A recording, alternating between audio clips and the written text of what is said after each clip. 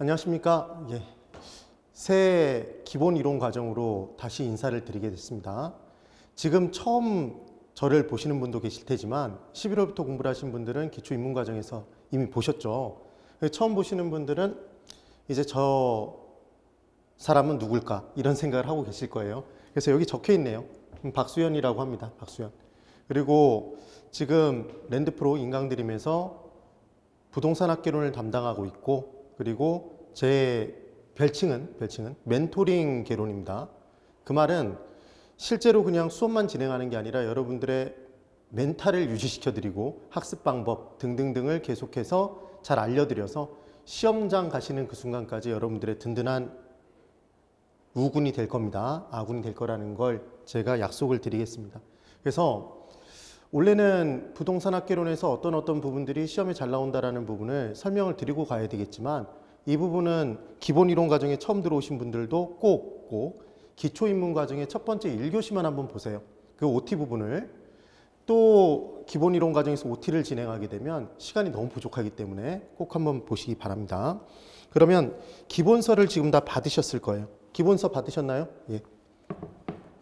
우리 랜드프로의 주된 색깔은 주황색이죠. 네. 그래서 앞으로 주황색을 보시면 랜드프로를 떠올리셔야 됩니다. 그래서 지금 페이지를 한번 보시면 목차를 한번 보실까요? 목차. 목차에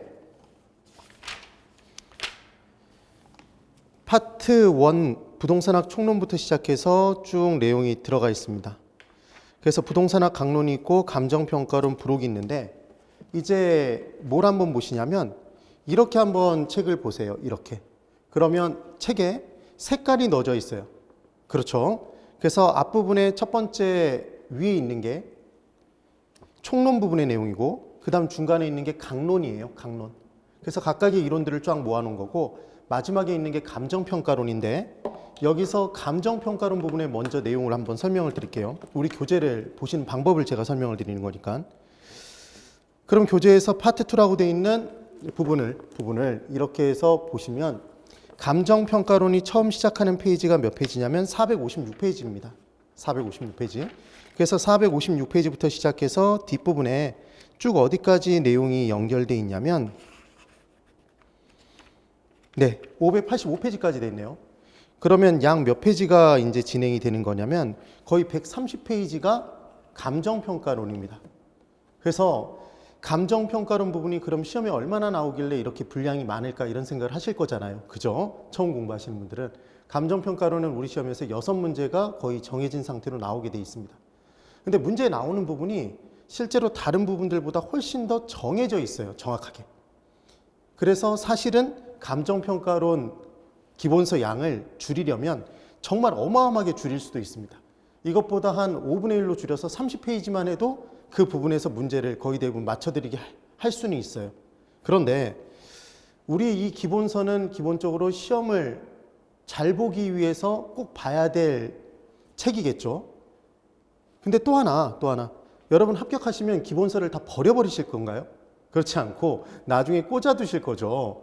그래서 그 기본서를 보시면서 가끔씩 찾아서 공부를 해야 될 일이 발생할 수 있어요. 그럼 실제로 중개업을 하게 되면 가장 많이 물어보는 게 뭐냐면, 의뢰인이 찾아와서 저 건물의 가치가 얼마 정도 나갈까요? 내가 10억 정도 있는데 저 건물을 사는 게 맞을까요? 이런 식으로 물어볼 거 아니에요. 그러면 그 질문을 받자마자 글쎄요 잘 모르겠는데요 이렇게 얘기하면 안 되겠죠. 그러니까 당연히 이 부동산의 가치가 얼마 정도 나갈 거라는 걸 감정에서 선악 진위 여부를 판단해서 가치 평가를 어느 정도 할 수 있어야 되겠죠. 그러니까 감정평가의 개념을 기본적으로 알아야 된다는 얘기입니다. 그래서 실제로 감정평가를 하는 전문가는 별도로 있죠, 여러분. 누가 있죠? 감정평가사가 있죠. 근데 그 감정평가사가 하는 업무라고 해서 우리가 공인중개사가 몰라도 될까요? 어느 정도 알고 있다라면 다른 공인중개사보다 훨씬 더 우월한 지위를 가지고 고객을 설득시키면서 중개 업무를 잘할 수 있겠죠.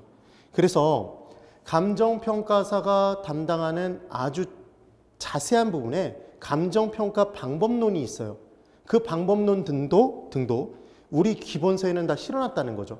근데 실제 시험에는 그런 자세한 부분까지는 요즘은 다뤄지지 않고 있다는 얘기예요. 이해가 되셨나요? 그래서 제가 수업 시간에 정리를 해드리는 내용들만 감정평가론에서는 시험 공부를 할 때는 보시면 되겠어요. 되시겠죠? 그럼 부담이 확 줄었나요? 확 줄었죠? 사실상 감정평가론에 공부를 해야 될 부분은 넓게 보면 한 50페이지 정도? 그럼 페이지 수가 확 줄어서 520페이지 정도 되겠네요. 그리고 총론 부분에서도, 총론 부분, 앞부분에서도 오늘 수업을 제가 진행하는 걸 보시면 알겠지만 한 10년 사이에 거의 안 나왔던 부분도 있어요. 문제로 출제되지 않았던. 근데 그러면 왜 집어넣어 놨느냐? 10년 지난 다음에 한번 나올 수도 있습니다. 근데 그냥 넘기기에는 그렇고 설명을 드리기에는 시간이 부족할 수도 있고 그래서 제가 중요한 부분들은 그냥 기본서에 넣어놨어요. 한번 보시면 됩니다. 되시겠죠? 그래서 절대적으로 여러분 수업 들으실 때 저를 믿으셔야 됩니다. 아시겠죠? 꼭 저를 믿으면서 쭉 앞에서 박수연이 하는 내용들만 믿고 따라가면 무조건 나는 합격하겠구나. 이런 자신감이 꼭 필요하다는 얘기를 말씀을 드리고 시작하고 싶습니다. 자, 그러면 이제 26페이지를 한번 펴보실까요, 여러분? 기본서의 26페이지. 26페이지에 보시면 챕터 1이라고 돼 있고 부동산의 기본 개념이라고 돼 있습니다. 그래서 체크 포인트가 이제 기본서를 보는 방법을 설명드리는 거예요. 체크 포인트가 부동산의 개념은 법률적, 경제적, 기술적 개념을 무슨 얘기인지 하나도 모르겠죠? 법경기 개념을 정확하게 구분할 수 있어야 하며 이게 출제 포인트란 얘기예요.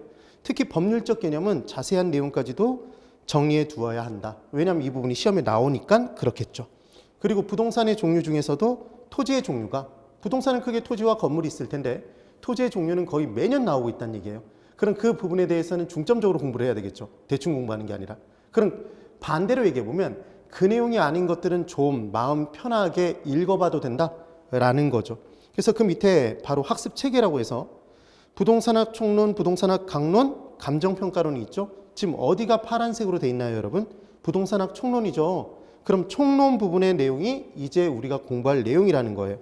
그 중에서도 파란색으로 돼 있는 게 총론의 체계가 3가지로 나눠져 있는데 첫 번째 부동산의 기본 개념에 파란색이 돼 있잖아요. 그럼 나중에 공부할 때는 부동산의 특성과 본질적 가치에 파란색이 돼 있겠네요. 이런 식으로 여러분 내비게이션 역할을 하고 있다는 겁니다. 공부를 하실 때. 그리고 출제 키워드 및 출제 경향이 있죠. 그래서 부동산의 기본 개념의 법경기, 그 다음 복합 개념 이런 식으로 해서 얼마만큼 출제가 되고 있는지가 딱 정리가 돼 있습니다. 그 부분에 초점 맞춰서 공부하시면 돼요. 그 다음 27페이지를 한번 보실까요? 27페이지 봤더니 1번에 부동산학의 의의라고 돼 있어요. 의. 그래서 1번 부동산학의 정의라고 돼 있고 종합응용과학이다 이렇게 돼 있죠. 그런데 그냥 간단하게 설명을 드려볼 거예요. 부동산학이라는 학문이 있는 줄 아셨다 손 들어보세요. 요즘은 공인 중에서 공부를 하시는 분들이 많아서 부동산학이라는 학문이 있는 줄 많이들 아세요. 근데 예전에 거의 만 20년 정도만 전만 돼도 제가 처음 강사 생활을 시작했던 99년도만 돼도 대학에 부동산학과가 있었던 대학이 그닥 많지가 않았었어요. 그래서 부동산학이라는 학문이 있는 줄 잘 몰랐다는 얘기죠. 그 말은 경제학이나 법학이라는 학문이 있는 줄 아셨잖아요. 기존에 있던 학문들보다 늦게 탄생이 됐다는 얘기죠. 그럼 기존의 학문들을 종합해서 만들었겠네요. 그래서 얘를 종합과학이라는 표현을 씁니다. 그리고 실생활에 응용하기 위해서 만든 거지 책 한 권을 만들기 위해서 만든 게 아니에요. 그래서 얘를 응용과학이라고 얘기를 해요. 순수과학이 아닙니다. 그리고 부동산 활동, 우리가 부동산을 사고 팔고 투자 활동이죠. 임대하고 빌리고. 그러니까 임대차 활동을 할 수도 있잖아요. 그 다음 개발 활동을 할 수도 있네요. 얘는 그럼 자연현상인가요? 사회현상인가요? 사회활동이죠. 사회활동. 그래서 부동산학은 사회과학이다, 자연과학이다, 사회과학이다 이런 표현을 쓰는 거예요. 그래서 1번에 부동산학의 정의에 부동산학이란 학문은 왜 만들었냐? 기존에 했던 부동산 활동을 부동산학이란 학문이 있기 전에도 부동산 활동을 인간들은 해왔어요. 사고 파는 활동, 부동산의 경작, 농사 짓고 이런 활동들을 했었다는 거죠. 그것을 좀 더 잘하기 위해서 자를 3글자로 고치면 자아알이 아니라 능률화예요. 능률화의 원리 및 그 응용 기술을 개척하는 종합응용과학이다. 종합응용과학의 동그라미 한번 해보세요. 동그라미. 그래서 그 정의와 개념은 시대에 따라 끊임없이 변화하고 있다. 그래서 1번, 2번에 그 정의가 있네요. 근데 제가 자세히 설명드리고 있나요? 툭툭 치고 나가고 있나요? 툭툭 치고 나가고 있죠. 많이 중요하다, 중요치 않다? 많이 중요치 않아요. 한 번 정도 나와본 적도 있어요. 그 다음 참고학습에 토지 계량물이라는 게 있는데 토지 계량물은 토지에 무언가 물건이 인공적인 힘이 가미가 돼서 만들어진 거예요. 그래서 중요한 건 우리가 계량이라는 단어가 나오면 왠지 좋게 고쳐진 것만 포함될 것 같잖아요. 근데 그렇지 않다라는 게 포인트입니다. 그래서 토지에 자본과 노동이 투입되면 무언가 생산된대요. 이게 생산의 3요소예요. 근데 그 토지에 자본과 노동이 투입돼서 뭐가 만들어졌냐면 송전탑 하나가 만들어졌답니다. 근데 걔가 이제 더 이상 이용되지 않아요. 그러면 걔는 자연을 아름답게 꾸미고 있나요? 훼손하고 있나요? 훼손하고 있지만 얘도 토지 계량물이라고 얘기를 한다는 거죠. 그래서 토지에 인공적인 힘이 가미가 돼서 만들어진 건 모두 다 토지 계량물이 된다. 그때 그 토지 위에만 있는 게 토지상 계량물, 토지 위. 그 다음 토지에서 토지로 연결된 게 토지에 대한 계량물이래요. 그래서 토지상 계량물의 대표 주자는 건물, 토지에서 토지로 연결된 건 도로, 상하수도 이런 개념이 되겠죠. 그런 내용들입니다.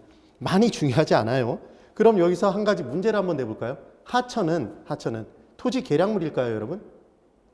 상하수도는 인간이 만들었죠. 인공적인 힘을 가미해서. 근데 하천은 자연적인 유수, 물의 흐름이잖아요. 인간이 만든 게 아니네요. 하천은 기본적으로. 그러니까 토지 계량물이 아니겠죠. 이런 내용들입니다. 그 다음 이제 그 밑에 2번 부동산학의 학문적 성격이 있어요. 부동산학은 실제 경험했던 걸 만들었다고 해서 경험과학이라고 해요. 그 다음 사회활동을 연구의 대상으로 삼으니까 사회과학이죠. 순수과학 아닙니다. 자연과학 아니에요. 그 다음 3번에 실생활에 응용하기 위한 응용과학이었어요. 그 다음 기존에 있던 학문들을 다 종합해서 만들었으니까 28페이지 종합과학이라는 표현을 쓰죠. 그리고 부동산학은 어떤 선을 정해놓고 그 선에 맞춰서 활동을 해라 이렇게 정해놓은 규범과학이래요. 별로 중요하지 않습니다. 근데 이제 그 밑에 3번 부동산학의 3대 측면이라고 해서 내용이 나오죠. 이 부분은 중요한 내용이에요. 그래서 한번 개념을 잡으면서 넘어가 볼게요. 자, 이제 볼까요? 부동산학 총론이라고 해서 부동산의 기본 개념이 있고 부동산의 특성과 자, 그럼 보세요. 우리는 부동산학 개론을 공부하잖아요, 여러분. 그럼 공인중개사가 돼서 우리가 중개하는 대표 주자는 부동산이죠. 그럼 부동산과 관련된 학문을 공부해야 되잖아요. 그게 부동산학 개론이에요.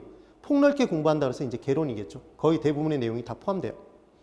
그러면 당연히 부동산학을 공부할 때는 부동산이 뭔지는 알아야 될 거잖아요. 그래서 부동산의 기본적인 개념이 무엇이 있는지 이걸 공부한다는 얘기죠. 그 다음 부동산은 어떠한 특성을 가지고 있고 본질적으로 가진 가치가 무엇인지에 대해서 공부를 한대요. 그런데 중요한 건 여러분, 중요한 건 기본서를 놓고 기본서에 나중에 한참 지난 다음에 공부를 했을 때 똑같이 다 색깔이 변색돼 있으면 안 돼요. 그러니까 우리가 예전에 공부를 해보면 수학책을 보면 정석책에 앞부분만 검게 변해 있죠. 뒷부분은 하얗고 그렇게 공부하신 적 있죠. 그 말은 앞부분은 자주 봤는데 뒷부분은 거의 안 봤다는 얘기잖아요. 근데 부동산학개론도 중요한 건 합격을 하기 위해서는 모든 부분이 다 검게 변해 있어야 되는 게 아니라 중요한 부분들이 조금씩 변색이 돼 있어야 돼요. 그래서 그 중요한 부분의 내용은 누가 설명을 드리는 거죠? 제가 설명을 드리겠죠. 그래서 나중에 제3장의 부동산 활동과 부동산 현상이라는 것은 정말 가볍게 치고 넘어갈 거예요. 제가 설명드린 내용만 기억하시면 돼요.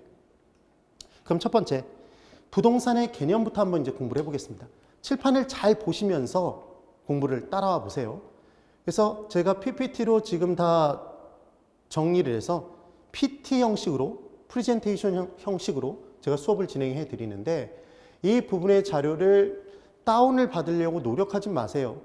제가 설명드리는 내용들만 정확히 이해하시고 기본서 개념 한번 읽어보시고 거기에 맞는 문제를 찾아서 풀어보시면 됩니다. 기본서에 문제들이 다 있어요, 기본적으로는. 자, 그러면 이제 들어가 볼게요. 1번, 부동산의 개념이랍니다.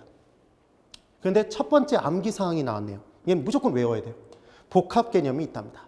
여러분, 비타민 중에 한 가지 비타민이 아니라 여러 개 비타민이 섞여 있는 걸, 한꺼번에 섞여 있는 걸 우리는 무슨 비타민이라고 하죠? 이거 종합 비타민이라고 대답하시면 내용에 진행이 안 돼요. 뭐라고 대답하셔야 되냐면 복합 비타민이라고 얘기를 해주셔야 돼요.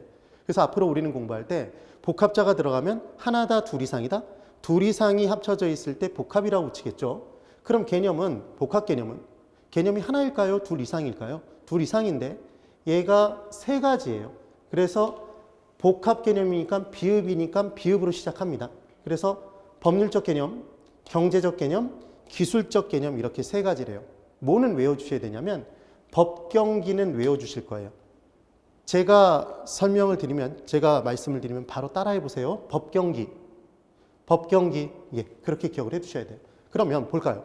건물이 하나 있습니다. 제가 네모를 그리면 이제 앞으로 건물입니다. 짝대기를 짝 그으면 얘는 토지예요. 네모를 그렸네요. 얘는 건물이죠. 그럼 이 건물을 밖에서 뚫어져라 쳐다보는 거예요. 밖에서 뚫어져라 쳐다보는 거죠. 그럼 이 건물의 소유권자가 보이나요, 여러분? 안 보이죠. 이거 보이면 만자를 붙이시고 점쟁이로 나가셔야 돼요. 안 보이죠. 그래서 얘는 유형이다, 무형이다, 형태가 없다, 무형적 측면이다 이렇게 얘기를 하는 거죠. 지금 이 셋을 또 쪼개보고 있어요. 무언가로. 그 다음 경제적 개념. 밖에서 이 건물을 쳐다봤습니다. 그럼 이 건물의 경제적 가치가 10억, 15억 이렇게 보일까요? 이거 보이면 감정평가사라고 얘기할 수도 없어요. 감정평가사도 감정평가를 하기 위해서는 가격과 관련된 조사를 하고 그 조사된 자료를 분석해서 결론이 나오는데 그냥 딱 보고 20억 이렇게 얘기를 하면 이 사람도 신기가 있는 거죠. 그러니까 밖에서 관찰하면 경제적 가치는 보인다, 보이지 않는다? 이게 보이지 않습니다. 그러니까 얘도 무형적 측면이겠죠. 그런데 이 건물을 밖에서 뚫어져라 쳐다보면 이 건물이 목구조인지 나무로 지어져 있는지 아니면 철골, 철근, 콘크리트 구조인지 보일까요? 보이지 않을까요? 보이겠죠. 그리고 대략적으로 몇 층짜리 건물인지 당연히 보인다? 그럼 보일 거예요. 그리고 안에 들어가 보면 이 건물에 엘리베이터가 있는지 없는지 다 보이죠? 그래서 기술은 밖에서 관찰하면 보인다, 보이지 않는다? 보이네요. 그러니까 얘는 무형이다, 유형이다? 유형적 측면이라고 얘기를 하는 거죠. 되셨나요? 그러니까 지금 처음 복합 개념이라는 걸 공부해 놓고 이 복합 개념에 법경기였죠. 그 세 가지 중에 두 가지는 무형적 측면, 한 가지는 유형적 측면이라는 거예요. 얘를 제가 계속 반복해서 연습을 시켜 드릴 거예요. 그래서 이 부분까지는 봤습니다. 그 다음 민법 제99조 1항에 이제 뭐라고 정의가 돼 있냐면 협의의 부동산이라는 게 나와 있어요. 협의의 부동산. 민법에서는 절대로 얘를 협의의 부동산이라는 표현을 안 써요. 민법 제99조 1항에 부동산에 대한 정의가 있다고 해서 부동산학에서 뭐라고 얘기를 하는 거냐면 얘를 좁은 의미의 부동산 이렇게 얘기를 하는 거예요. 여러분, 협로라고 얘기를 하면 걔는 좁은 길이죠. 맞죠? 협의는 좁은 의미입니다. 그럼 광의는 뭘까요? 넓은 의미겠죠. 그래서 첫 번째 협의의 부동산을 뭐라고 보시면 되냐면 토지 및 그 정착물이라고 정의를 한답니다. 그럼 토지가 있고 그 정착물이라는 것은 그는 토지겠죠. 토지 및 토지에 정착된 물건인 거예요. 정착된 물건. 정착물은 바로 또 공부할 거예요. 그럼 그때 이 정착물의 대표자에 뭐가 있냐면 건물이 있을까요? 토지 위에 정착된 물건에 건물이 있겠죠. 그 건물 옆에 나무가 심어져 있겠죠. 수목. 돌로 된 담이 쳐져 있겠죠. 돌담. 그 다음 다리가 놓여져 있겠죠. 교량 등. 걔들이 토지 정착물이랍니다. 그래서 이때 협의의 부동산을 뭐라고 하냐면 좁은 의미의 부동산이라고도 하는 거죠. 그래서 또 뭐라고도 하냐면 민법에 규정이 돼 있으니까 부동산학에서는 얘를 민법상 부동산이라는 표현도 씁니다. 얘들이 다 같은 의미인 거죠. 그래서 이제 토지 소유권의 법률적 개념을 한번 볼 거예요. 토지 소유권의 법률적 개념. 민법 211조에 뭐라고 돼 있냐면 이거 211조를 외우시라는 얘기 아닙니다. 민법 시간에 당연히 공부하실 거예요. 자, 질문 한번 해볼까요? 이번 연도에는 학개론만 공부하고 나는 민법을 공부하지 않겠다. 손 들어보세요. 만약에 손 드셨으면 정말 이건 정말 안 되는 겁니다. 우리는 1차 시험과 2차 시험으로 나눠져 있죠. 1차가 뭐죠, 여러분? 개론과 민법이죠. 그러니까 올해는 개론만 공부하고 내년엔 민법 공부하겠다 이런 건 있을 수가 없는 거예요. 그럼 1차만 준비하시는 분도 개론과 민법을 한꺼번에 공부하고 있겠네요. 그럼 민법 시간에 얘를 자세히 공부를 하시겠죠, 사실은. 개론 시간에 한번 다루는 거예요.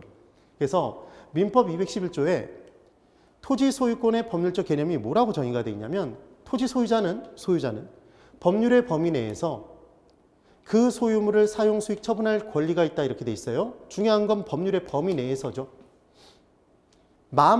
자기 마음대로 이용할 수 있다는 게 아니에요. 그리고 민법 211조에 뭐라고 돼 있냐면 토지 소유권은 정당한 이익이 있는 범위 내에서 토지의 상하에 미친다라고 돼 있네요. 그때 이 토지의 상하에 미친다가 법률의 범위에서죠. 범위. 그래서 얘는 토지의 표면을 기준으로 위에 공중, 그 밑을 지하. 그래서 입체적으로 구분이 돼 있다는 걸 바로 이제 공부하게 됩니다. 여기까지 되시죠? 그리고 정당한 이익이 있는 범위 내에서래요.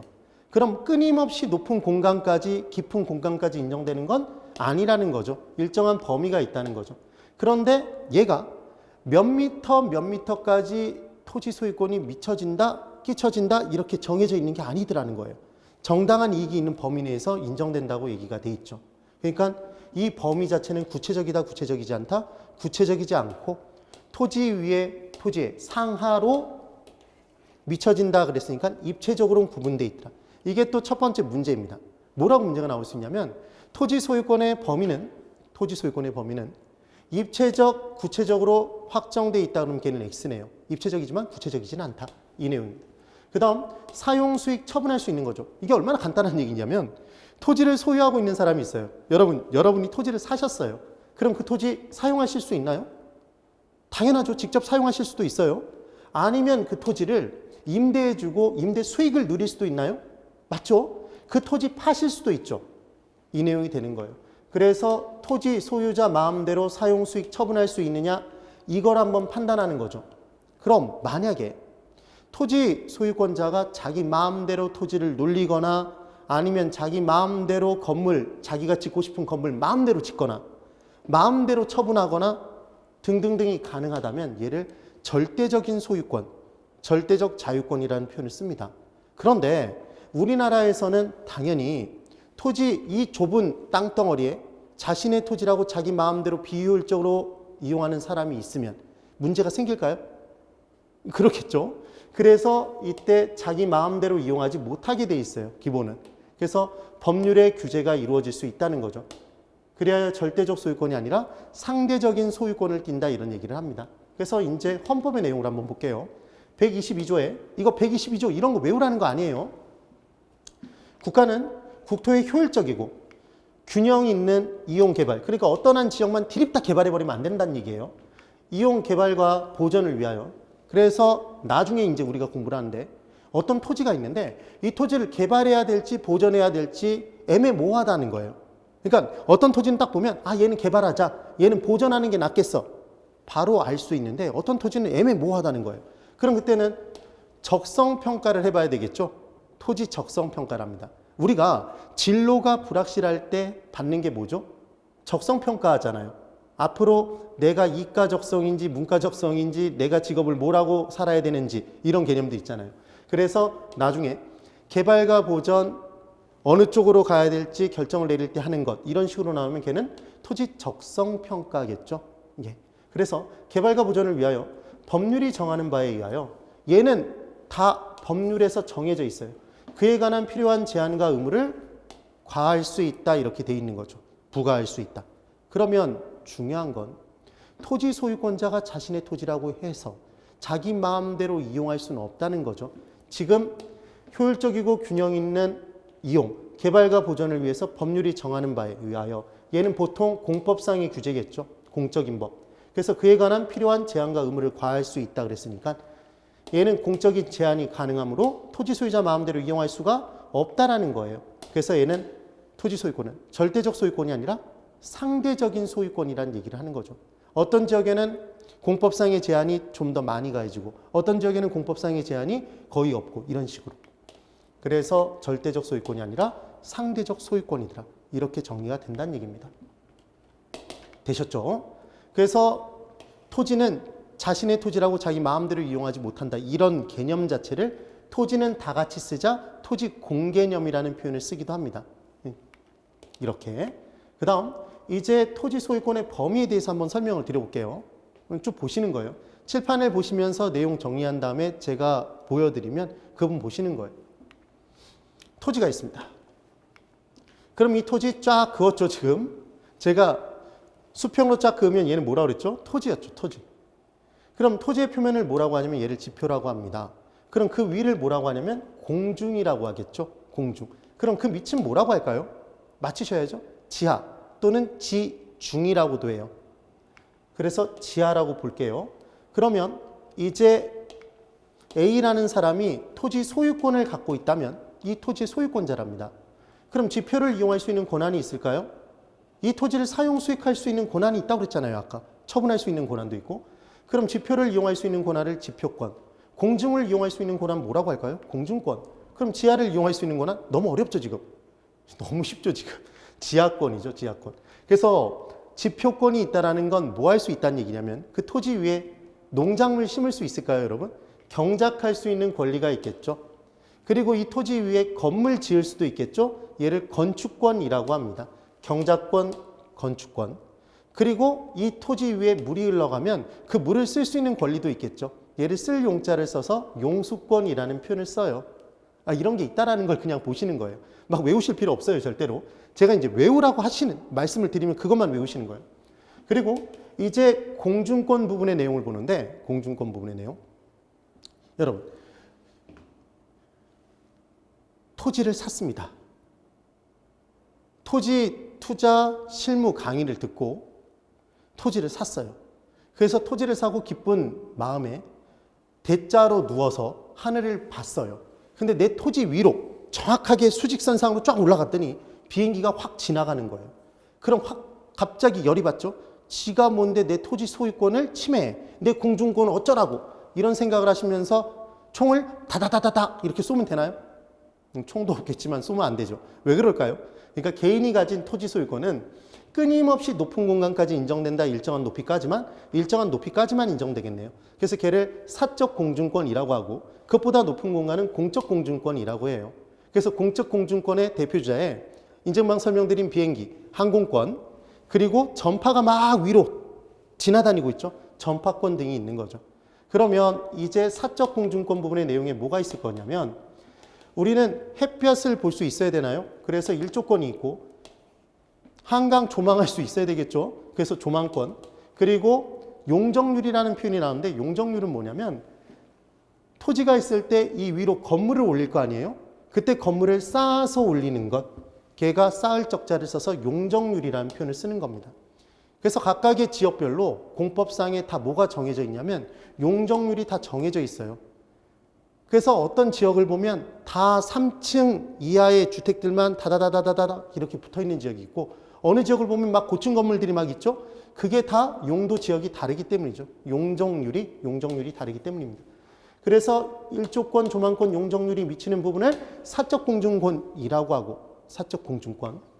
그리고 그것보다 높은 공간 얘를 뭐라고 하냐면 공적 공증권의 대표주자. 비행기, 항공권, 전파, 전파권. 얘가 공적 공증권입니다. 되셨죠? 그럼 마찬가지로 내가 토지를 샀으면 내 토지 밑으로 지하 공간으로 파들어가서 저 밑에 지구 중심에 있는 핵까지 갑자기 지구과학이 나오네요. 핵까지 다 내 토지인가요? 토지 소유권이 다 미쳐질까요? 그렇지 않겠죠. 그래서 일정한 깊이까지만 개인의 토지 소유권이 끼쳐지는 거예요. 걔를 사적 지하권이라고 합니다. 그럼 그것보다 더 깊은 공간은 공적 지하권이라고 하겠죠. 되시죠? 구분하는 방법은 뭐냐면 조금만 파도 나오면 걔는 사적 지하권, 토지 소유권에 포함됩니다. 깊이 파여 나오면 걔는 공적 지하권, 토지 소유권에 포함되지 않아요. 그럼 제가 이제 질문을 드려볼게요. 지하수, 우물이죠, 우물. 조금만 파도 나오죠? 사적 지하권에 포함돼요. 그럼 온천수는? 온천수는 온도가 20도 이상의 지하수를 온천수라고 한대요. 그냥 민법상. 그럼 온천수도 지하수의 일종이겠네요. 그러니까 토지 소유권 범위에 포함돼요. 이해가 되시죠? 암석, 돌멩이죠, 돌멩이. 조금만 파도 나오나요? 그러니까 토지 소유권에 포함이 되죠. 그런데 미채굴된 광물이 있대요. 그럼 미채굴된 광물은 조금만 파도 나오나요? 깊이 파에 나오나요? 이거 조금만 파도 나오면 작년에 묻어놓은 연탄 판 거죠. 그래서 깊이 파에 나오기 때문에 공적 공증권이 공적 지하권, 그래서 토지 소유권에 포함되지 않는다가 한동안 시험에 잘 나왔던 문제죠. 그래서 미채굴된 광물은 깊이 파에 나오기 때문에 토지 소유권에 포함되지 않는다. 볼까요?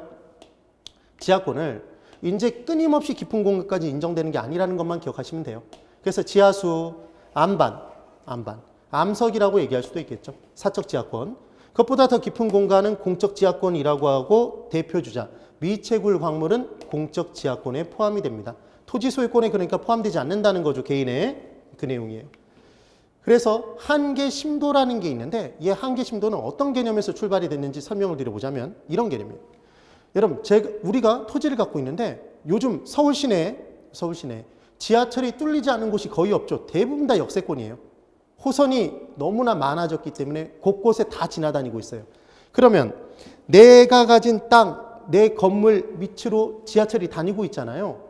그럼 지하철을 공사하는 공사 주체, 공적인 주체는 보통 정부가 했겠죠.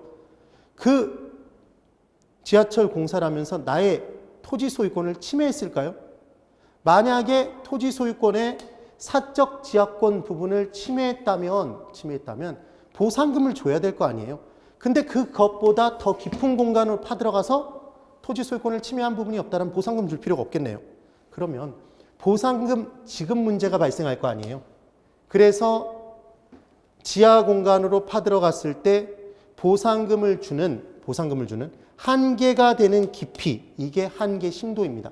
여러분, 우리가 좀 더 유식한 표현을 판단해 보자면 깊이 있게 공부해야 된다는 걸 좀 더 유식하게 표현해 보면 심도 있게 공부하는 거죠.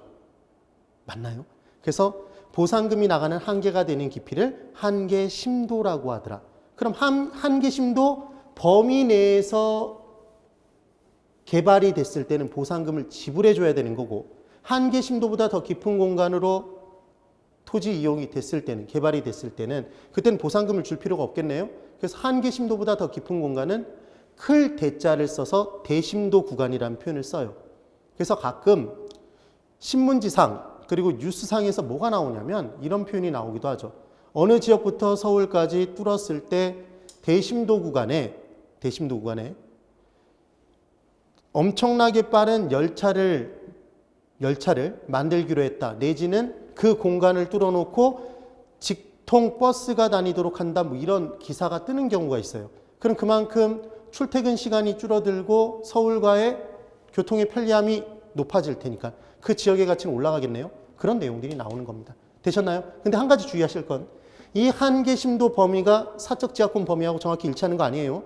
그 다음 이 한계 심도의 범위는 일반적으로 여러분, 건물이 높게 올라간 지역은 지하도 더 깊게 이용할 수 있어야 될까요? 그렇겠죠. 그럼 한계 심도가 더 깊게 인정이 되겠죠. 근데 건물을 조금밖에 못 올리면 그때는 밑으로도 조금밖에 인정을 안 해주겠죠. 그 말은 지역별로 한계 심도의 범위는 달라질 수 있다. 그리고 얘는 지방자치단체의 조례로 정해져 있대요. 그래서 한계 심도가 어느 구역은 몇 미터입니까? 절대로 시험 문제 안 나와요. 그래서 기억하시는 건 한계 심도와 사적 지하권의 범위가 정확히 일치하는 게 아니라 사적 지하권의 범위 내에서 보상금이 나가는 한계가 되는 깊이를 뭐라고 한다? 한계 심도라고 한다. 그럼 한계 심도 부분의 내용에 왜 그런 보상금을 주는 것이냐? 실은 이 얘기죠. 토지 소유자의 통상적인 이용이 예상되는 깊이까지가 한계 심도 이내니까 그것과 통상적인 이용이 예상되지 않는 깊이부터가 한계 심도가 된다는 거죠. 그래서 한계 심도 이내에서는 보상금을 준다는 얘기입니다. 그 다음 두 번째, 지하권 이용에 대한 손실 보상 범위가 되더라. 그리하여 보상금이 지급되는 한계가 되는 깊이라고 기억하시면 돼요. 그럼 지금 토지 소유권의 범위가 지표, 공중, 지하로 입체적으로 구분되어 있나요? 구분되어 있죠. 그런데 몇 미터까지라고 제가 얘기하지 않았죠, 여러분? 않았죠. 그러니까 얘는 구체적이지는 않다라는 거죠. 그래서 지금 여기 보세요. 공중권 관련 내용은 2인가요? 2죠, 2. 사적, 공적. 지하권도 2죠. 지표권은 1이죠? 2, 1인가요? 그냥 이거는 제가 심심해서 한번 해본 거라고 생각하시면 됩니다. 212조에 나와 있는 토지 소유권의 범위와 관련된 내용인데 그 법 조문이 212조라는 거 외우시라는 얘기 아니에요. 이걸 보시면서 지표권은 그냥 다 인정되는 건데 공중으로 끊임없이 높은 공간 인정되는 거 아니구나. 지하로 끊임없이 깊은 공간까지 인정되는 거 아니구나. 그 얘기만 기억하시라는 얘기입니다. 그 다음 이제 디귿. 협의회 부동산 중 정착물의 개념에 대해서 이제 볼 거예요. 그러면 여러분 우리가 어디에 정착한다고 얘기하면 그 지역에 잠시 잠깐 머물러서 살 때 정착했다는 표현 쓰나요? 안 쓰죠. 그럼 정착했다는 얘기는 그 지역에 일시적으로 머무는 거다, 계속해서 머무는 거다? 계속해서 영구적, 항구적으로 머무는 거죠. 그게 중요한 포인트예요. 그럼 토지 정착물은 원래는 동산, 움직이는 재산을 동산이에요. 그럼 부동산은 얘가 부동자세죠, 여러분. 움직이지 못하는 재산이겠죠. 그럼 동산인데, 원래는 동산인데 토지 위에 정착이 됐어요. 그래서 일시적이다, 영구적이다, 영구적, 항구적으로 설치가 된 거죠. 그래서 토지의 일부가 된 것, 얘를 정착물이라고 하는 거예요. 그럼 이제 정착물의 개념에 대해서 설명을 드려볼게요. 자, A. 원래는 동산이었으나 토지나 건물에 설치 정착되어, 정착됐다는 얘기죠. 정착되어 쉽게 이동할 수 없는 상태로, 그러니까 툭 쳐서 제거가 가능하면 얘는 정착물이라는 표현을 안 써요.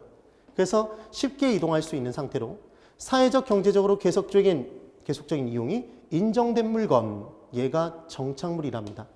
얘를 일일이 다 외우려고 절대로 하시면 안 돼요. 이렇게 기억하시면 돼요. 여기서 키워드는 원래는 동산이었으나 토지, 건물, 부동산에 정착돼서 설치돼서 쉽게 이동할 수 없고 떼어낼 수 없고, 얘 만약에 쉽게 이동시킬 수 있으면, 훼손 없이 분리시킬 수 있으면 정착물 아니고 그냥 동산으로 봐요.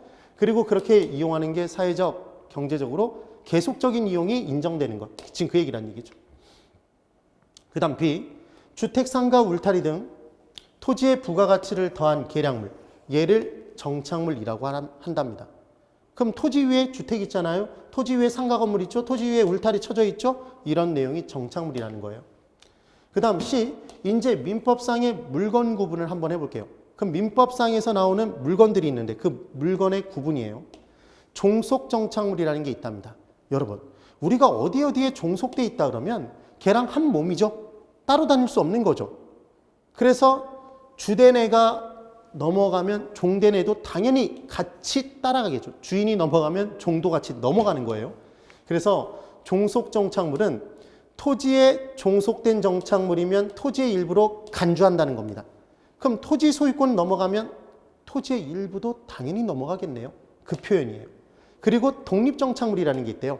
그럼 얘는 정착물인가요? 정착물이 아닌가요, 여러분? 정착물이죠. 근데 어디로부터 독립돼 있다? 토지로부터 독립된 정착물이죠. 그래서 토지와 분리하여 독립된 부동산으로 간주되는 것. 우리 간주한다는 표현은 원래는 그게 아닌데 그것을 본다라는 표현이에요. 그래서 무엇으로 본다, 의지한다, 간주한다, 준한다 다 똑같은 표현이라는 걸 나중에 공부하시게 될 거예요. 여기까지는 됐죠? 그래서 얘들은 지금 이 둘은 어찌됐건 정착물이잖아요, 여러분. 정착물. 그럼 얘를 제외한 나머지 물건들을 다 뭐라고 하냐면 동산이라고 합니다. 동산. 그 내용. 그래서 이제 볼게요. 토지 매매 계약을 갑과 을이 한다고 볼게요. 우리 유식한 표현 또 하나를 공부해 볼 거예요. 매도, 파는 사람을 이제 매도인이라고 합니다. 그럼 사는 사람은 뭐라고 할까요? 매수인이라고 하겠죠? 매수인이라고 해요. 그래서 뭘 이제 사고 파냐면 토지 매매 계약을 맺는다고 했습니다. 토지를 사고 팔겠죠? 그러면 토지를 사고 판다는 얘기는 사실상 토지 소유권을 넘기는 거잖아요. 을에게. 맞나요? 그래서 지금 갑이 을에게 토지 매매 계약을 맺어서 토지 소유권을 넘긴 순간 당연히 토지는 을에게 넘어가나요? 당연히 넘어가겠죠. 지금 잘 넘어가고 있죠.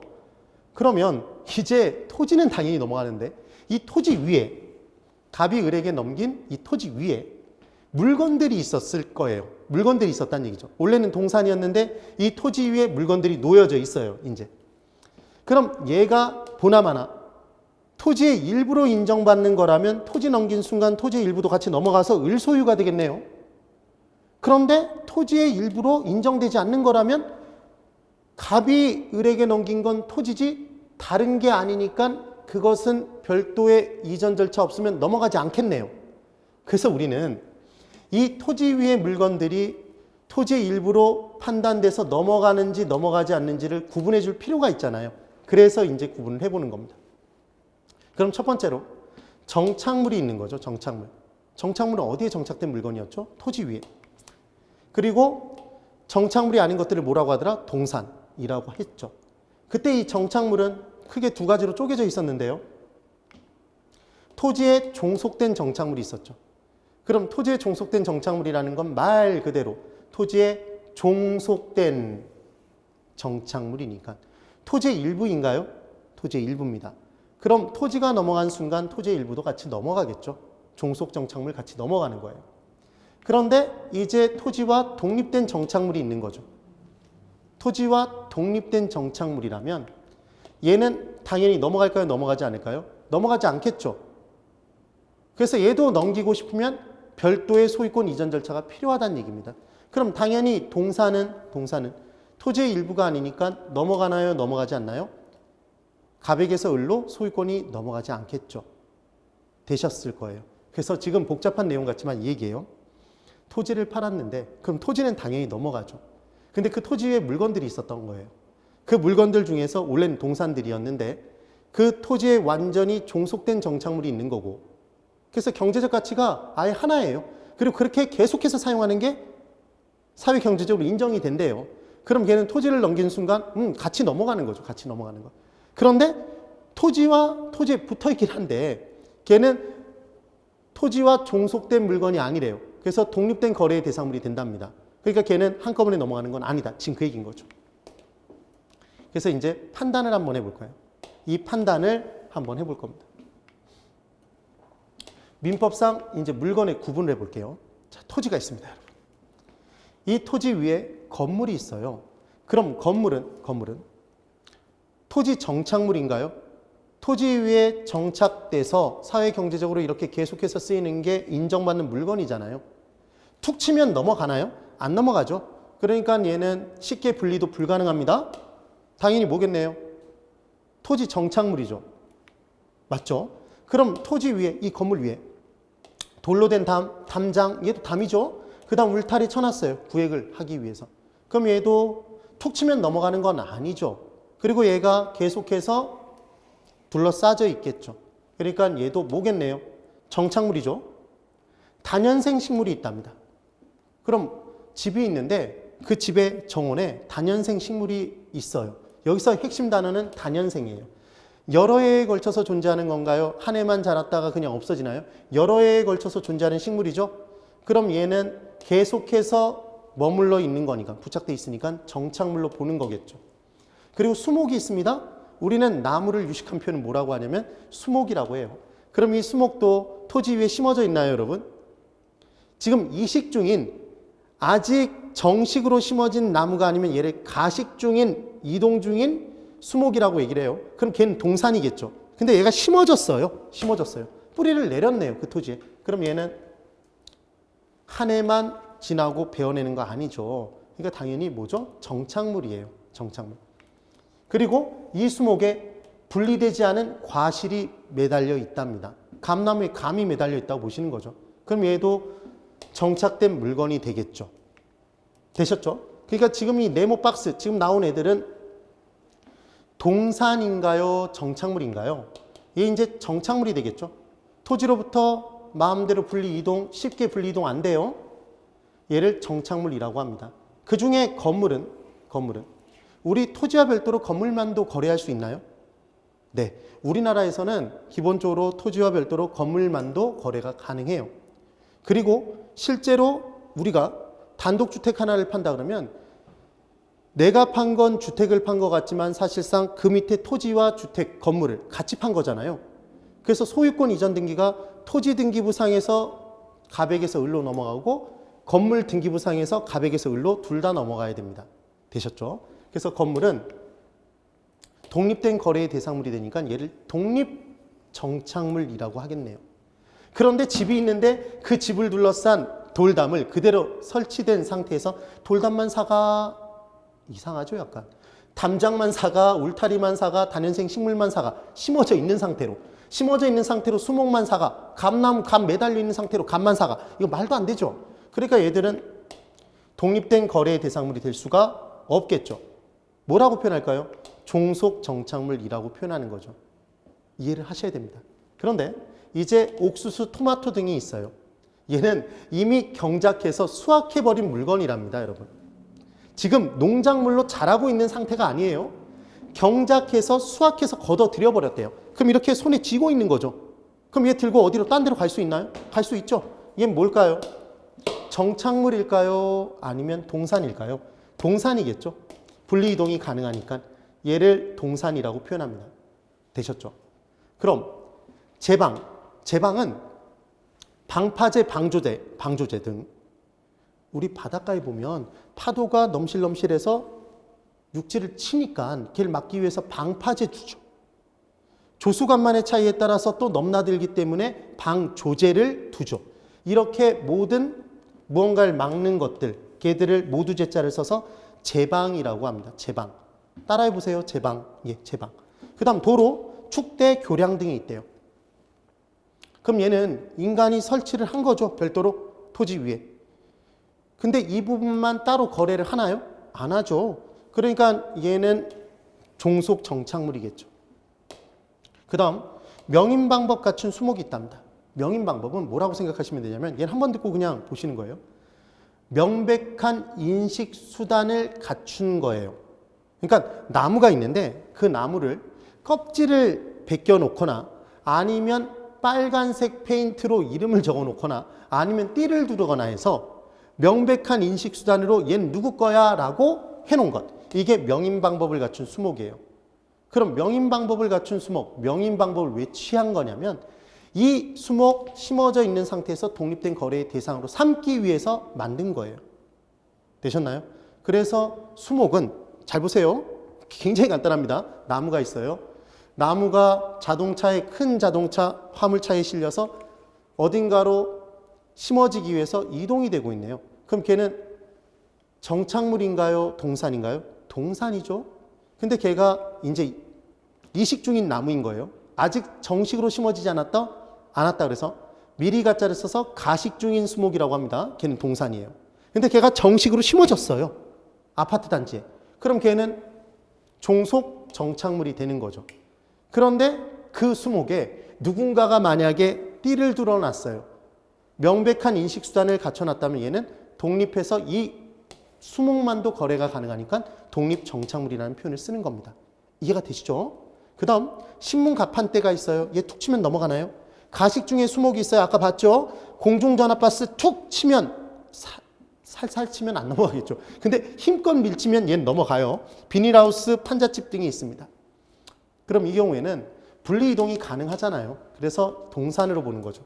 그리하여 제방도로, 축대, 교량 등은 정착물이구나.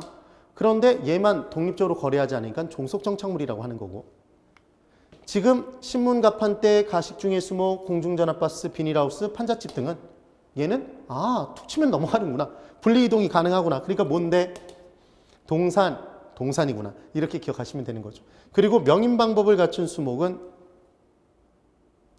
수목 정착물이었는데, 종속 정착물이었는데 띠 둘러서 명백하게 소유권자가 누군지 인식할 수 있는 방법을 갖췄다면 얘는 그 수목만을 독립된 거래가 가능하기 때문에 독립 정착물이라고 하더라.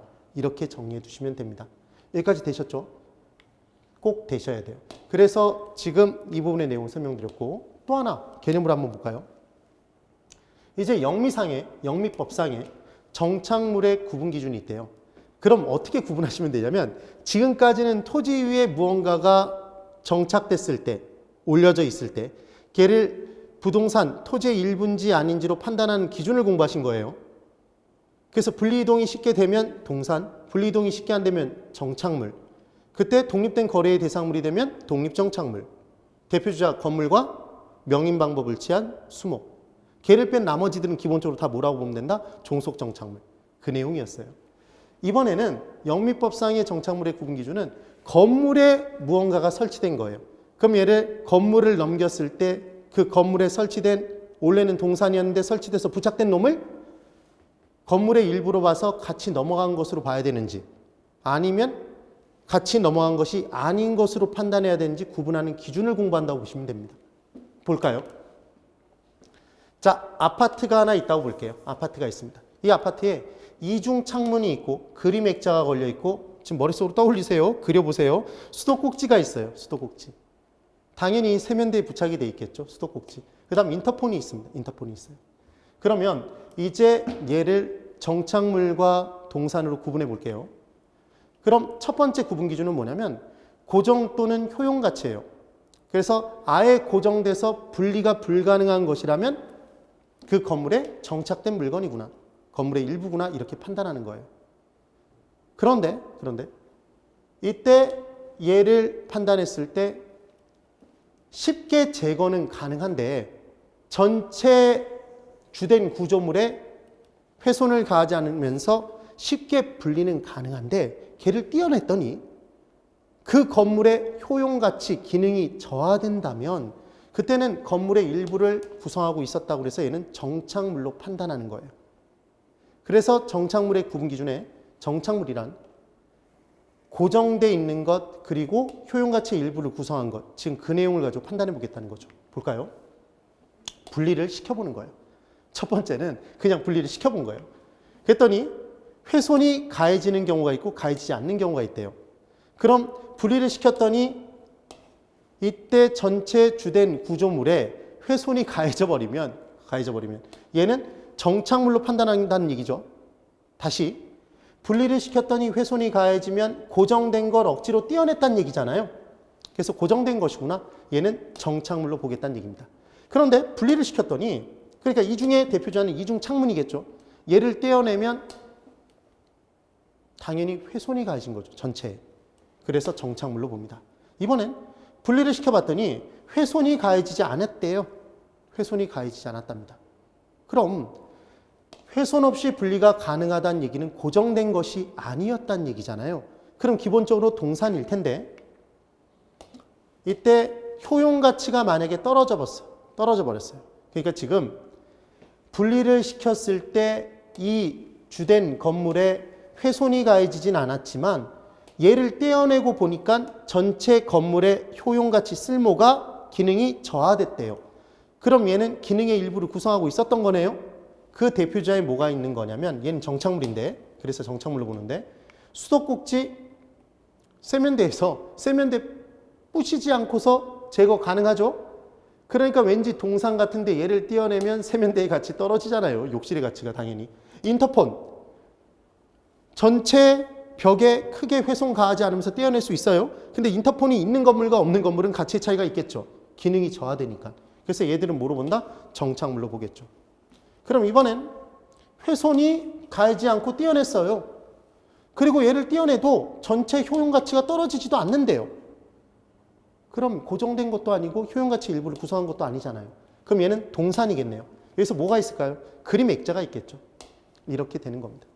자, 주의하실 건 이중 창문은 정착물입니다. 인터폰은 정착물입니다. 그림 액자는 정착물이 아닙니다. 이런 문제 절대로 안 나옵니다. 그걸 기억하시라는 게 아니라 이 구분 기준을 기억하시라는 거예요. 왜 이런 게 존재하는지. 그러면 이때 훼손 여부를 판단해 보는 건 얘는 물리적 여부인가요? 물리적으로 고정 여부를 따지는 거죠. 그래서 떼어내 봤더니 훼손이 가해졌다면 아, 고정된 것이었구나. 정착물. 그래, 정착물이야. 떼어내 봤더니 훼손이 가해지지 않고 떼어냈어요. 그럼 분리 가능한 것이었네? 동산. 지금 그 얘기예요.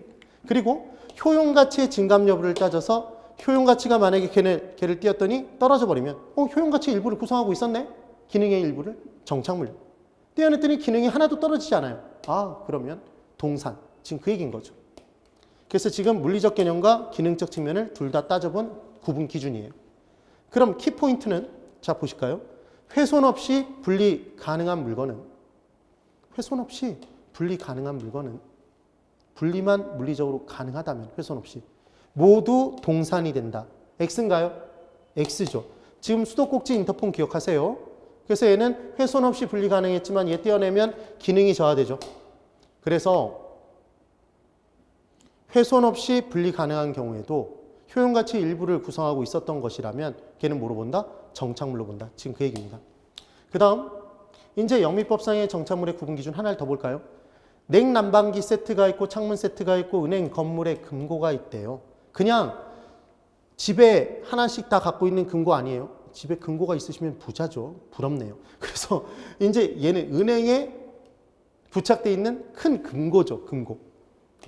그 다음 빌트인 식기세척기, 그 다음 붙박이장 등이 있네요. 그럼 얘들은 기본적으로 건물의 특정한 위치나 특정 용도에 맞도록 특별 제작이 된 것들인가요? 그렇죠. 그럼 얘를 정착물로 보겠다는 얘기예요. 그럼 뭐랑 이제 비교를 하는 거냐면 그냥 장이 있습니다. 장롱. 우리 이사 갈 때 들고 옮기잖아요. 그럼 얘는 정착물인가요? 정착물 아니라는 거죠. 책상도 마찬가지, 의자 마찬가지. 개인 금고 들고 옮길 수 있잖아요. 그러니까 얘들은 정착물이 아닌 겁니다. 판단되셨어요? 이렇게 정리해 두시는 거예요. 그래서 한번 생각해 보세요. 갑이 을에게 아파트를 매매를 했는데 아파트를 이제 팔면서 그 아파트에 원래 기존에 달려있던 빌트인 식기세척기를 떼어갔어요. 그리고 붙박이장을 떼어가 버렸어요. 그러면 집을 산 매수인은 황당할까요? 황당하겠죠. 얘 떼어가면 안 되죠. 그러니까 얘는 건물의 일부겠죠. 왜? 건물의 특정 위치나 용도에 맞도록 특별 제작이 사전에 된 것이니까. 이런 개념이 되는 겁니다. 그 다음 가스레인지와 진열대와 선반이 있어요. 그럼 얘는 정착물인지 정착물이 아닌지 판단하는 기준이 뭐냐면 이런 기준이 있다는 거죠. 별도로. 당사자 관계를 따져보는 거예요. 얘를 계약 관계를 따져본다고 얘기도 하는데 설치자가 누구인지를 따져본다는 얘기입니다. 그래서 임대차 계약 기간 중에 가스레인지를 임대인이 설치해 줬어요. 집주인이. 그랬더니 임대차 계약 기간이 끝나니까 임차인이 방 빼면서 떼어 갖고 가면 신고 들어오나요? 그냥 냅두나요? 신고하겠죠. 그 누구 거죠? 임대인 거죠. 그러니까 얘는 정착된 물건이다? 정착된 물건이죠. 그래서 임대인이 설치한 물건은 정착물인 거고 임대차 계약 기간 중에 만약에 가스레인지를 임차인이 설치해 놓고 사용했습니다. 방 뺄 때 두고 가면 임차인 천사죠? 떼어 갖고 가겠죠. 그러니까 걔는 당연히 임차인이 설치했다면 동산이겠죠. 이 내용이 됩니다. 그런데 여기서 한 단계를 더 가보면 계약 관계에 의해서 이렇게 계약을 맺을 수도 있죠. 임차인이 임대인을 찾아가서 이렇게 얘기를 하는 거예요. 내가 네 집을 빌려서 사용을 하는데 내 생활의 편리를 도모하기 위해서는 지금 가스레인지가 필요해. 근데 2구짜리를 살 수도 있는데 화구가 2개인 2구짜리 가스레인지를 살 수도 있는데 내가 4구짜리 가스레인지를 설치해 놓을게. 네가 돈 좀 조금만 대줘봐. 그럼 내가 이 가스레인지 사용하고 임대차 계약 기간이 끝날 때 두고 갈게. 이럴 수도 있잖아요. 그럼 임차인이 설치했지만 둘 사이의 계약 관계에 의해서 얘는 정착물이 되겠죠. 판단되시나요? 이렇게 정리를 해두시는 거예요. 그래서 MM이 이제 뭐냐면 매몰이 매직입니다. 그래서 부동산 학계로는 이해를 잘 하셔야 되지만 당연히 우리는 객관식 문제를 빨리빨리 떠올리면서 풀어야 되니까 빠른 시간 안에. 암기 코드가 필요해요. 그리고 이해된 내용을 끄집어내기 위해서 무언가 실마리가 필요한 거죠. 걔를 잡아 끌면 다른 내용이 따라 나오도록. 그게 바로 메모리 매직이라고 생각하시면 돼요. 마법이죠. 암기 마법.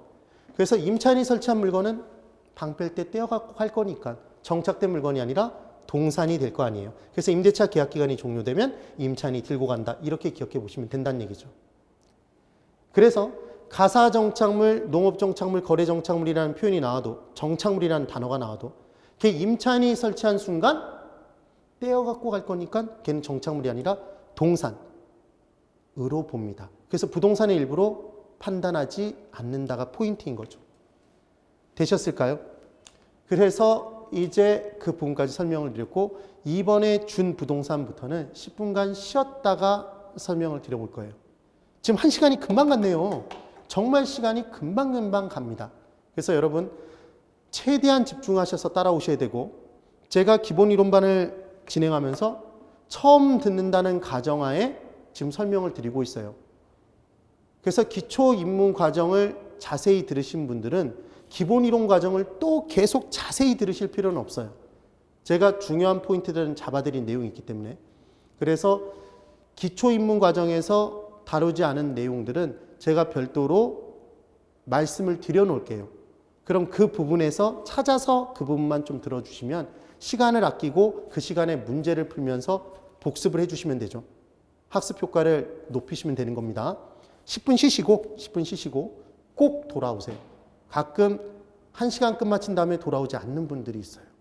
그러다 영원히 돌아오지 않을 수도 있어요. 그래서 꼭 돌아오셔야 됩니다. 10분 쉬고 뵙겠습니다.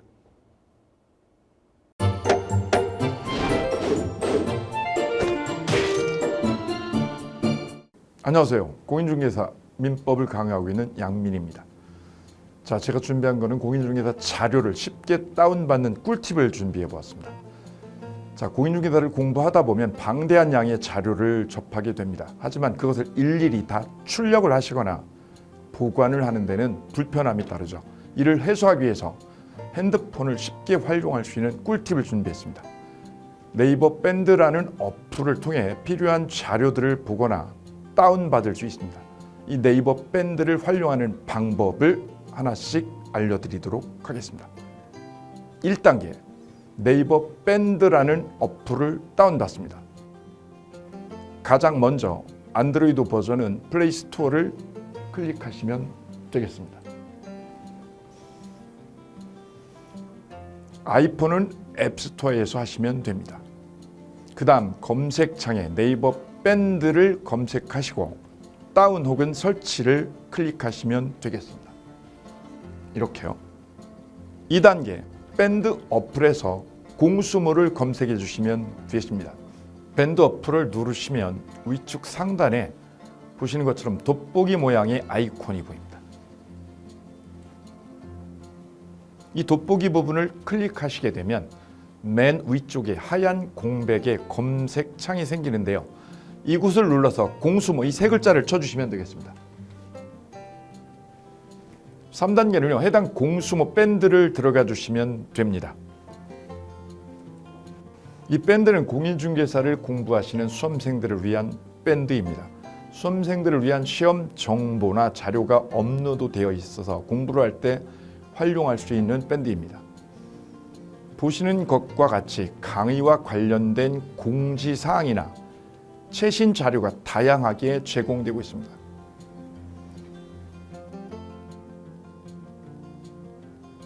(4단계) 또 다른 꿀팁 모바일 일일학습법에 대해서 소개드릴까 합니다.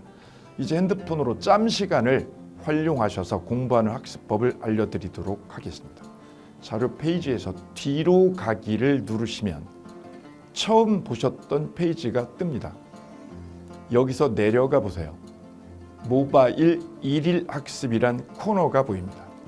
이 부분을 누르게 되면요. 매일 한 개씩 핵심 부분이라고 할 수 있는 문제가 업로드되어 있고요. 더 아래로 쭉 내려가시면 정답과 해설 부분을 볼 수가 있습니다. 맨 아랫부분을 보시면 이렇게 댓글 쓰기도 남길 수 있으시죠. 스마일 부분을 눌러 좋아요로 표시할 수도 있습니다. 짬을 내어 스스로 학습한 뒤 모르는 부분을 질문할 수도 있고 하루 동안 공부했던 것을 정리하시거나 공부한 소감을 적어 놓으실 수도 있습니다.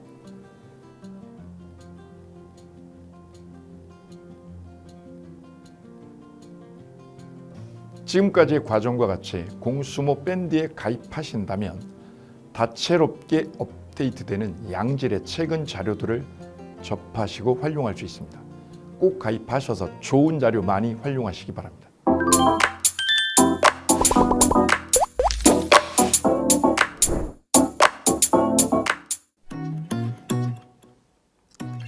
자, 안녕하십니까. 자, 이번에는 부동산 실무 일반인들이 어떤 도움을 받기 위한 관련된 밴드에 대해서 소개를 시켜드릴 건데요.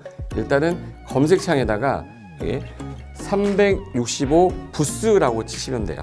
365 부스인데 365일 부동산 스터디라는 밴드예요. 네이버 밴드인데 365 부동산 스터디라는 밴드 일단 클릭하시면 현재는 이제 4만 명 정도 되는 밴드인데요. 우리가 일반인들이 어떤 부동산 정보를 습득하는 데 있어서 이 정보를 얻기가 되게 쉽지가 않습니다. 내가 어딘가를 찾아본다고 해서 잘 찾을 수 있는 것도 아니고 어떤 전문가들이 하는 말들이 친밀성이 있는 건지 아닌지에 대해서도 우리가 잘 믿을 수가 없는 거기 때문에 그런 정보를 그래도 좀 손쉽게 찾아볼 수 있게끔 저희 이제 이 밴드에 구성된 전문가들이 정보를 좀 제공해 주는 거기 때문에 아마 유용하게 활용할 수 있을 거고요. 내가 부동산 중에 토지를 좀 알고 싶다, 또는 상가를 좀 알고 싶다, 또는 나는 내 집 마련을 위해서 청약이 좀 궁금하다. 근데 그게 솔직히 어디 가서 물어보거나 어떤 정보를 찾기 쉽지 않아서 그것 때문에 만들어진 밴드라고 보시면 돼요. 그래서 365일 내내 부동산을 어떤 공부한다는 취지로 밴드에 들어오셔서 질의응답도 하시고 궁금한 사항에 대해서 뭐 예를 들어 문의를 하시면 저희가 관련된 정보를 또 제공해주는 그런 밴드라고 보시면 되겠습니다. 어떤 밴드냐면 한번 보시면은 지금 현재는 뭐 공지사항이 제일 먼저 나올 건데요. 이 공지사항은 기존에 있던 오프라인이 어떤 강좌가 있으면 그 강좌에 관련된 거 뭐 세미나라든지 그래서 평소에 이제 우리가 이제 접하지 못했던 강의들 있죠. 이렇게 진행이 된다라는 거 공지를 좀 하는 그런 내용들이고요. 하나 좀 더 올리면 자 이제 우리 교수님이에요. 교수님 중에 상가 교수님이 최근에 예를 들어서 법이 바뀌었어요. 법이 바뀌게 되면 최근에 바뀐 법이 이런 바뀐 법이 있으니 중개업을 한다거나 투자를 할 때 좀 유의해서 알아보시면 좋겠습니다라는 거를 올려놓을 거예요. 기존에 올려놓은 자료가 있으면 또 찾아보시면 되는 거니까 이렇게 해서 계속 밴드에서 소식을 받으시면 실전에 굉장히 도움을 많이 받을 거라고 예상합니다. 부동산 관련된 내용 중에서 하나 더 보시면 이제 랜드프로에서 직접 우리 프로그램 만들고 있어요. 그래서 부동산 까발리기, 부동산 부티크 뭐 이런 TV 관련돼서 부동산 팁 있죠. 예를 들어서 청약을 받아야 되냐 말아야 되냐, 지금 강남권 아파트를 투자해야 되냐 말아야 되냐 이런 정보를 쉽게 여러분들이 접하지 못하기 때문에 그런 관련된 것들을 시대에 맞게 흐름에 맞게 부동산 시장이 이제 요동치면 내가 지금 집을 팔아야 되냐 사야 되냐 그런 것들에 대해서 신속하게 정보를 들을 수 있는 밴드니까 시간이 나실 때마다 자주 들어오시고 저도 자주 들어와서 좋은 정보 남겨드릴 테니까 자주 들어오시기 바랍니다. 저는 부동산 공법하고 부동산 토지 투자를 강의하는 고상철이었습니다. 자주 밴드에서 뵙도록 하겠습니다. 자, 수고하셨습니다.